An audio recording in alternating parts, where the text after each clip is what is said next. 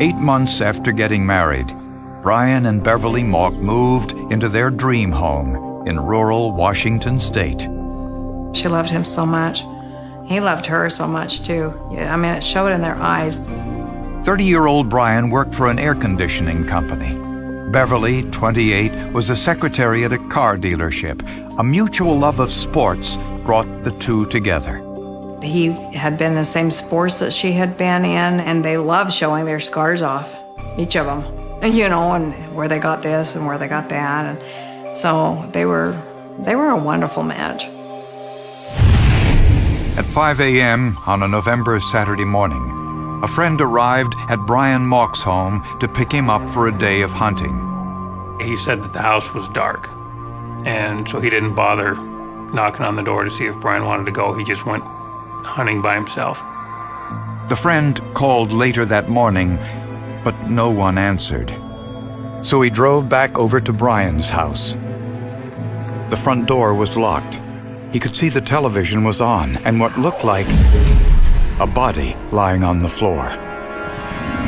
That's when he called police. I just remember it was just very, very bloody. Blood everywhere.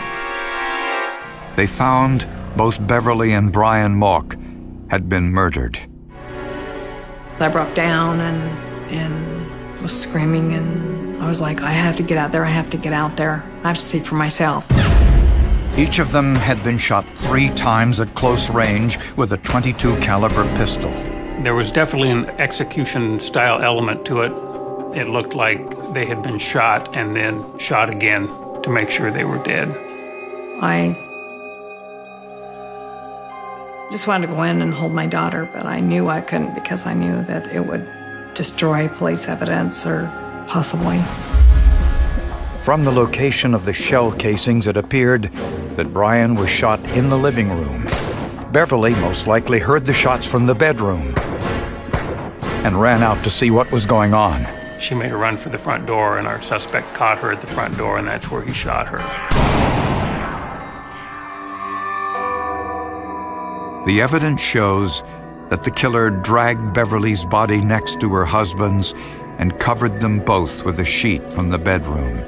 This was essentially a swath of blood 2 or 3 feet across and 10 to 15 feet long that leads right to the victims' bodies. There were unusual striations in the blood trail. We just could not figure out what caused that particular pattern when we first saw it. We were scratching our heads for a little bit, trying to figure out what caused that particular blood pattern.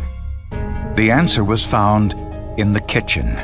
Someone had swept the broom through the blood and spattered it up onto the wall. The killer might have used the broom to remove his shoe impressions. He also used a rag to remove other evidence. They're trying to eliminate fingerprints, like the doorknobs, the light switches, that sort of thing. And what they used to do that with had blood on it because there was blood smears on the light switches and there was blood smears on the doorknobs. The fact that television was on told investigators even more. There was no fast, I gotta get out of here. There was very deliberate cleaning up, covering up, trying to hide what had happened. The motive didn't appear to be robbery. Brian had a considerable amount of cash on his person. There were guns in the home that were not taken. There were a number of valuable items were undisturbed. And the evidence suggested Brian opened the door, then turned his back to walk towards the living room when he was shot. A clear indication he knew his killer. Brian and Beverly Mauck were murdered in their home in the middle of the night. Their family said the couple had no known enemies. It breaks my heart. She can never be a mother. She wanted that so bad. And I know Brian wanted to be a father so bad, and they had so much to offer. They just were 2 of the nicest, trustworthy people. Their kids would have been perfect. The killer spent several hours cleaning the crime scene. It's a risky thing to do, of course. The longer a criminal stays at the scene, the greater the risk that they're going to leave evidence behind or leave a telltale clue. And that's precisely what happened. The killer inadvertently left clues while cleaning up. After he covered the bodies with a sheet, he stepped on it. The bottoms of his shoes were clean, but he created a shoe impression in the blood on the floor underneath the sheet. It was a zigzag pattern or a very distinct shoe mark that you could see left in the blood. The fact that the killer spent so much time at the scene aided in the discovery. She had been dried for a while. It's probably helped things, at least preserve the print in the floor anyway. A computer search of the shoe patterns indicated this was a Madsen brand work shoe. The killer also left evidence in the couple's bedroom. Looked like a fingerprint could have been on a door jamb in the southeast bedroom. But the ridge characteristics were in a U shape, meaning the finger would have been upside down. That would make sense, except this print was 5 feet from the floor. Someone would have to be standing on a ladder to leave a print like this. It just was too high for it to be placed there by a finger for a natural placement of a hand on that location. But there was another possibility. The ridge detail of palm prints runs in the opposite direction of ridge detail on fingerprints. The fingerprint that we had from the house wasn't actually a fingerprint, but it was a palm print. I'm thinking that he left the bloody palm print on the door jamb when he was using it to balance himself when he was cleaning something else up, perhaps with a paper towel, not realizing that his hands got blood on it and it's resting on the door jamb. Law enforcement has a separate database for palm prints called Morpho. Unfortunately, this one didn't match any in the database. In a search for suspects, police questioned everyone in the sparsely populated neighborhood. A couple across the street, Daniel and Jennifer Tavares, said they heard gunshots around 7 a.m. They thought the shots were from hunters. Daniel got up and looked out the bedroom window, which faced the Mauch's house. He saw a red pickup truck leaving the Mauch's driveway. He said there was a passenger whom he didn't get a good look at. He described a driver, however, in great detail. A white male, roughly 6'2" in height, perhaps 230, 240 pounds, with long hair and a ponytail. The truck turned around in the cul-de-sac and sped away. Neither family nor neighbors knew anyone matching the driver's description. Police began checking the hundreds of red pickup trucks in Pierce County. Meanwhile, Beverly's mother pointed to another suspect. I know she was afraid of somebody that he brought into their home, and I think she shared that with Brian. He was 21-year-old Jeremy Flynn, who lived just a few houses away. He had a juvenile arrest. He was a suspect in some other crimes. I think he was a suspect in a burglary and a suspect in a theft. Witnesses said Jeremy attended a party at the Mauch's home about 6 weeks before the murders. Flynn was so drunk and belligerent that Brian asked him to leave. The two argued and almost came to blows. Whatever took place at that party or afterwards definitely left an impression on Beverly, and she was definitely scared of this guy. And she was nervous about this young fellow, didn't like to be alone at the residence when her husband would be away. The morning after the party, the Mauchs discovered items missing from their home, and they confronted Jeremy about it. A handgun that belonged to Brian was stolen, and I believe Beverly's cell phone or one of their cell phones had been taken. And so I figured maybe he was angry enough to come back and hurt Bev and Brian. But the handgun wasn't a .22 caliber like the one used in the murders. Jeremy didn't own a red pickup truck, and 3 people provided alibis for Jeremy for the time of the murders. He had almost been completely eliminated as having anything to do with this whatsoever. So police went back to their only eyewitness. Except this time, his story began to change.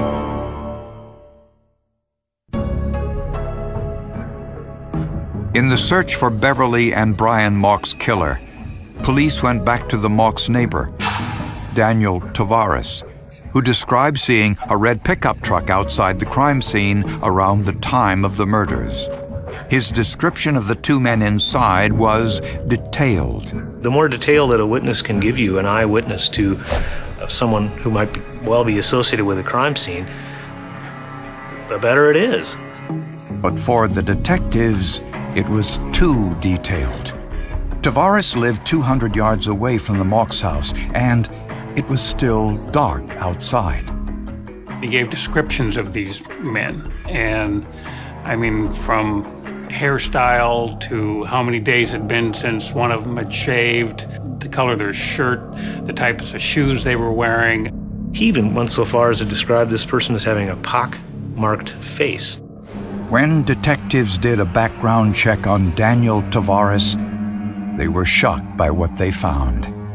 Tavares had served 16 years in prison for manslaughter, and he'd just been released 4 months earlier. Daniel Tavares, by all accounts, was the worst type of prisoner. Argumentative, combative, assaulting jail guards, and somehow gets out with credit for good time.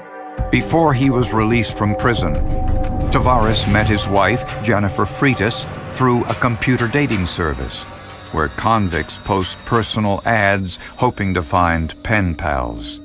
And that's how Jennifer ends up developing this relationship with him.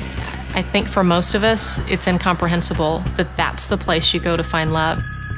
They communicated through email, but never met in person until Tavares was released. As soon as he gets out, there he is on a plane leaving Massachusetts and coming out to Washington State. That was shocking enough, I think, when we learned that. Tavares married Jennifer in Washington State and had violated the terms of his parole by leaving Massachusetts. Unfortunately, local police in Washington had no jurisdiction to arrest him. The warrant was limited to, I believe, states that adjoin Massachusetts or New England area. So while there was a warrant for his arrest, it was limited to that small geographical area. Police in Washington State could get Tavares' fingerprints from Massachusetts, but what they really needed were his palm prints. So investigators wanted to get him into police headquarters and somehow find a way to get him to provide his finger and palm prints voluntarily. Fortunately, Tavares didn't know he was a suspect. He was cooperating, he was bending over backwards, he was thinking that we were buying his stories. Their idea was to ask Tavares for help in preparing a composite sketch of the Mauch's killers. I just thought that it would be easier and safer to get him down here, thinking he was coming down here voluntarily on his own to talk to a sketch artist. As Daniel Tavares walked into police headquarters, Detective Jason Tate arrived at about the same time and followed him into the building.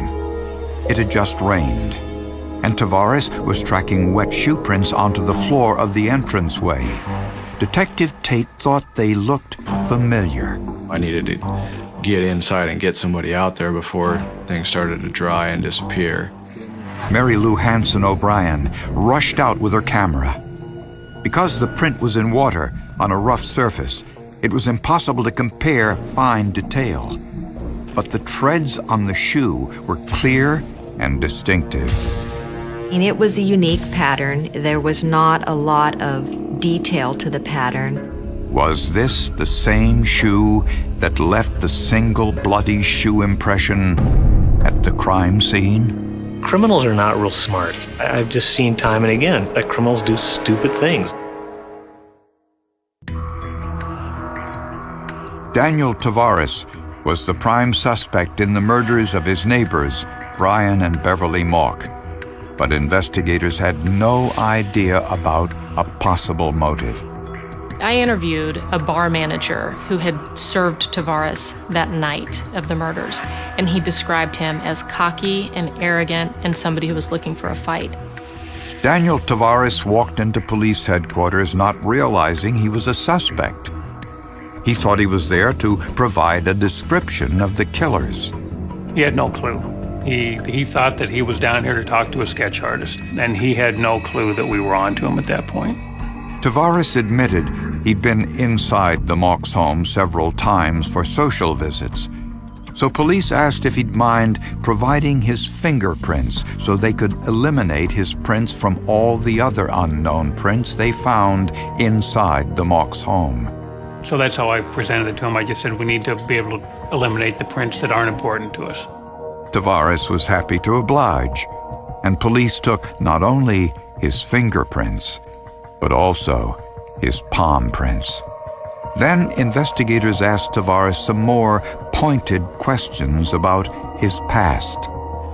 I'm sure you must know what I was in prison for. I just heard it was manslaughter, or how'd you kill him? Stab. It was a her.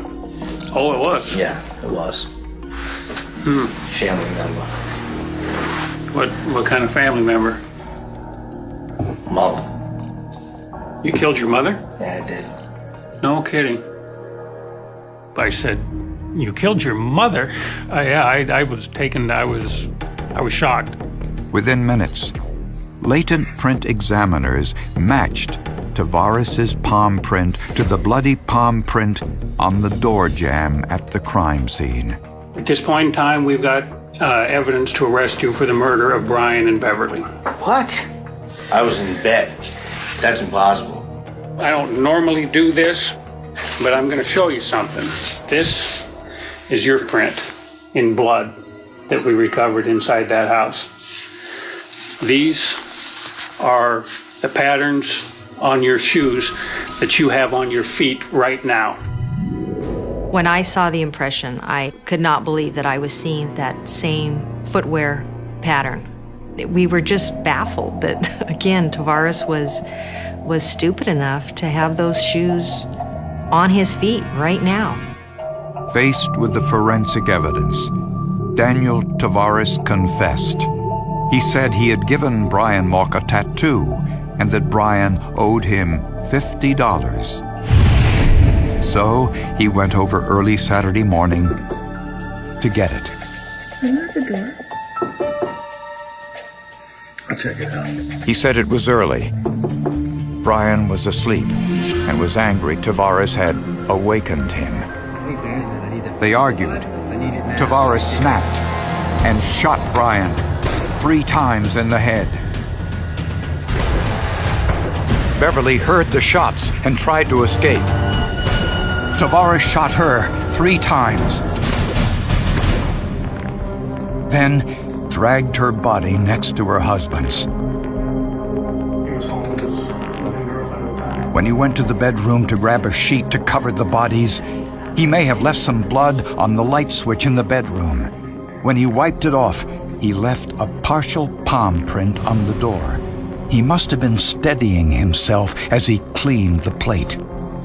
Over the next several hours, Tavares used a broom to get rid of his shoe prints.